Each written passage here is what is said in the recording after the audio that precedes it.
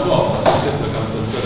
One of them is, even though I'm sitting here with you, I cannot produce a piece of paper to say that I've done anything wrong. I've been asked not to go back to Sarawak. I have done anything in terms of immigration to leave a bad record. That there's no evidence. Everything is just oral. We are back to the oral society of old time, as far as the immigration department is concerned. So this is one of those things that is very unsatisfactory. And then the second thing is actually that in this age and time, I believe any kind of power need to come with a certain accountability and transparency. So they have never really justified. In fact, they never even named the charge against me.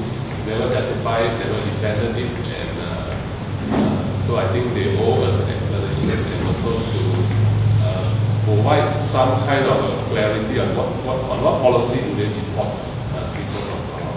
So there's no any document to show to you? No.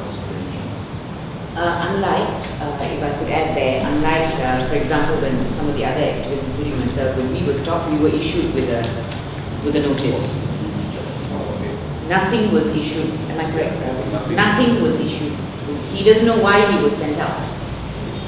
So I want to know how it is possible that authorities can do that with absolutely no reason given, no accountability whatsoever.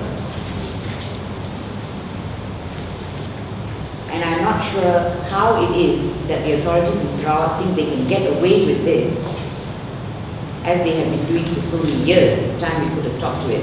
I can tell you, as far as my case is concerned, I have filed suit in court. And I have already filed, yes. I filed it here in Kuala Lumpur on the basis that the Director General of Immigration has overall responsibility.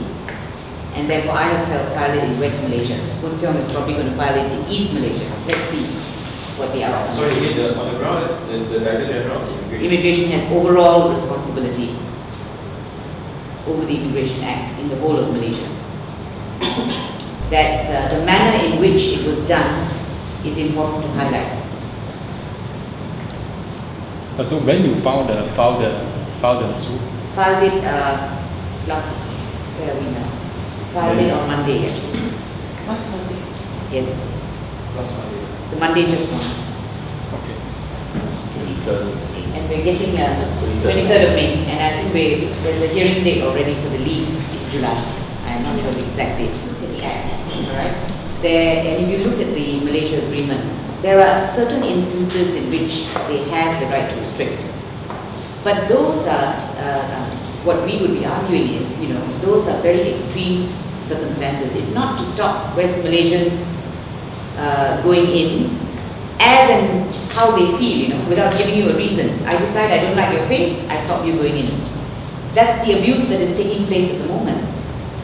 And you can see from the way the numbers were stopped just prior to the elections and Boon Kiong is being sent out, it's all connected with the elections.